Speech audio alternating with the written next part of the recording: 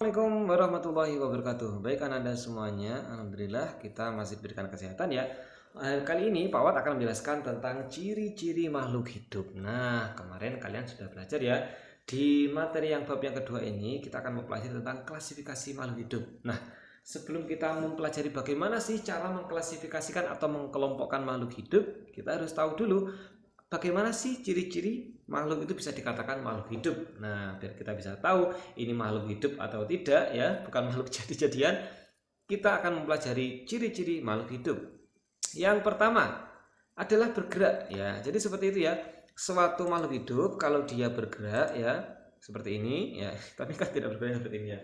Kalau ada makhluk hidup dia bergerak, nah berarti dia bisa dikatakan makhluk hidup gitu ya. Bagaimana bergerak itu? Bergerak itu adalah berpindah dari satu posisi dengan posisi yang lain. Tentunya gerak dari makhluk hidup satu dengan yang lain berbeda. Kalau nanti hewan dengan tumbuhan pasti proses bergeraknya juga yang berbeda. Seperti itu ya, ciri-ciri dari makhluk hidup. Yang pertama adalah bergerak. Selanjutnya memerlukan makanan. Ya, jadi yang namanya makhluk hidup pasti harus makan gitu ya. Kalau nggak makan nanti pasti lapar nih, seperti adiknya ini. Ya, ini pasti waduh saya sangat lapar. Kalau tidak lapar, kalau tidak makan nanti bisa lapar. Nah, seperti itu. Makhluk hidup juga harus senantiasa memerlukan makanan atau memerlukan nutrisi. Nah, tapi ini yang perlu kalian ketahui. Makhluk hidup dalam membuat makanannya itu berbeda ya, dibagi menjadi dua macam nih ya. Yang pertama ada yang namanya makhluk hidup yang bisa membuat makanan sendiri atau autotrof ya, dan juga makanan hidup makhluk hidup ya yang tidak bisa membuat makanan sendiri atau dia harus menggunakan bahan yang lain untuk makan ya, ini heterotrof namanya ya.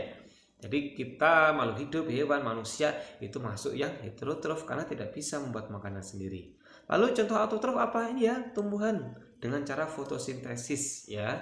Jadi dengan fotosintesis makhluk hidup itu bisa tumbuhan itu bisa membuat makanannya sendiri. Dengan membuat makanan sendiri dia bisa hidup tanpa harus mengambil nutrisi atau makanan dari yang lain. Nah, kalau kita makhluk hidup kita itu masuk heterotrof ya. Contohnya hewan, manusia. Heterotrof nanti juga akan dibagi ya menjadi dua berdasarkan cara makannya.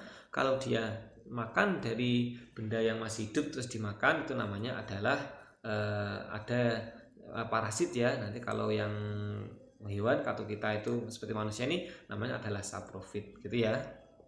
Selanjutnya, nah ini terkait dengan fotosintesis. Bagaimana sih cara tumbuhan itu mendapatkan makanan dengan fotosintesis? Nah itu ya, Anda sudah belajar ketika belajar di SD mungkin ya, bagaimana proses fotosintesis dari sinar matahari, lalu digunakan air, nanti juga menggunakan klorofil dan sebagainya bisa menghasilkan oksigen dan juga amilum untuk proses metabolisme dari makhluk hidup tumbuhan. Baik, itu ya tentang ciri-ciri memerlukan nutrisi. Selanjutnya, iritabilitas ya atau peka terhadap rangsang. Jadi setiap makhluk hidup kalau mendapatkan rangsangan dari luar bentuk apapun itu, contoh rangsangan itu kan banyak ya. Ada rangsangan gerak, rangsangan panas, dingin, sentuhan, gerakan, getaran dan seterusnya. Nah, kalau makhluk itu bisa berita iritabilitas ya atau terjadi sesuatu apabila terjadi rangsang dari luar, maka itu makhluk hidup. Jadi kalau tidak ada merasa sesuatu dengan adanya rangsangan, nah itu bisa jadi itu bukan makhluk hidup. Gitu ya. Oke, next selanjutnya adalah respirasi atau bernafas ya. Jadi makhluk hidup ya seperti ayah-ayah ini ya. Nah, kalau bernafas itu pasti mengambil sesuatu dan juga mengeluarkan sesuatu untuk proses metabolismenya.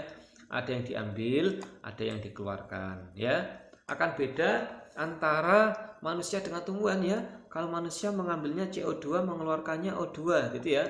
Tapi kalau tumbuhan kebalikannya, mengambilnya CO2, mengeluarkannya O2. Jadi seperti itu. Maka dari itu nanti yang dikeluarkan tumbuhan akan diambil oleh manusia. Itu ya proses bernafas, pengambilan gas untuk proses metabolisme. Selanjutnya tumbuh dan berkembang ya. Ada tumbuh, ada berkembang. Beda ya antara dua hal ini. Jadi yang namanya makhluk hidup itu pasti senantiasa mengalami pertumbuhan ya.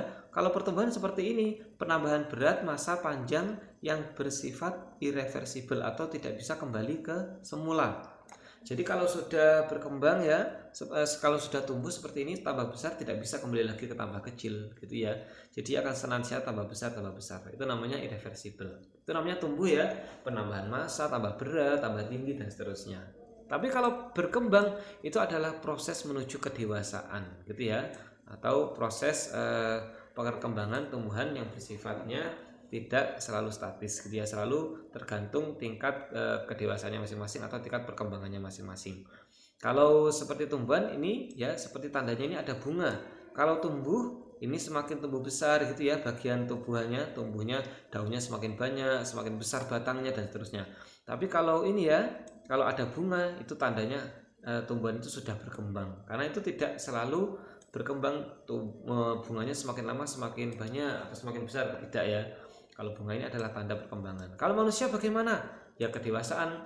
Kalau tanda-tanda mencapai kedewasaan bagi laki-laki dan perempuan tentunya ada tanda-tandanya masing-masing ya. Seperti itu.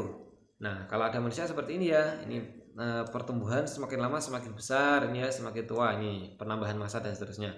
Tapi kalau perkembangan ya, semisal contoh nanti akan ada proses perkembangan, semisal nanti tumbuhnya jakun kalau pada laki-laki gitu ya. Lalu proses perkembangan nanti alat-alat reproduksi dan seterusnya. Lalu berbagai tanda-tanda perkembangan yang lain seperti mental ya, pemikiran dan seterusnya. Intinya saat mencapai proses kedewasaan itulah yang namanya perkembangan. Selanjutnya adalah mengeluarkan zat sisa. Jadi makhluk hidup itu karena dia bergerak, dia melakukan berbagai aktivitas, maka tentunya makhluk hidup itu juga akan mengalami proses pengeluaran zat sisa. Kalau manusia macam-macam ya, ini bisa keringat, kalau dari nanti juga ada feses, ada air kencing dan seterusnya. Itu ya, air seni dan seterusnya. Itu adalah beberapa hal yang dikeluarkan dari kita. Proses pengeluaran hal-hal ya itu ya yang sudah tidak terpakai lagi itu ya, pengeluaran toksik atau racun dari tubuh itu namanya adalah ekskresi, pengeluaran zat-zat yang sudah tidak dipergunakan lagi. Selanjutnya adalah reproduksi ya, atau proses untuk memberikan keturunan ya, regenerasi. Jadi seperti ini ya. Jadi setiap makhluk hidup itu pasti akan senantiasa bereproduksi dengan caranya masing-masing ya.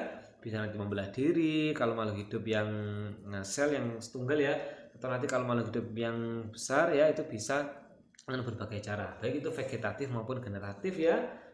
Jadi dengan caranya masing-masing, yang penting makhluk hidup itu pasti akan senantiasa berkembang. Selanjutnya beradaptasi ya. Makhluk hidup kalau tinggal di suatu tempat tinggal itu kan pasti di lingkungan yang berbeda-beda ya. Maka dari itu lingkungan yang berbeda itu akan membuat makhluk hidup itu beradaptasi dengan lingkungan yang ada. Contoh sama-sama burung ya, tapi mereka punya bentuk paruh yang berbeda. Nah, ini bentuk kakinya juga berbeda sesuai dengan tempat tinggal mereka maupun makanan yang mereka konsumsi, sehingga itulah terjadi adaptasi atau penyesuaian diri terhadap lingkungan. Baik itu nanti ada adaptasi morfologi maupun adaptasi fisiologi. Oke ya, jadi seperti itu untuk Anda semuanya. Itu adalah ciri-ciri dari makhluk hidup ya. Semoga bisa memberikan kepahaman untuk Anda semuanya dan bisa menjadi ilmu yang bermanfaat, dan Anda bisa mengklasifikasikan mana yang termasuk makhluk hidup dan mana yang bukan termasuk makhluk hidup. Terima kasih.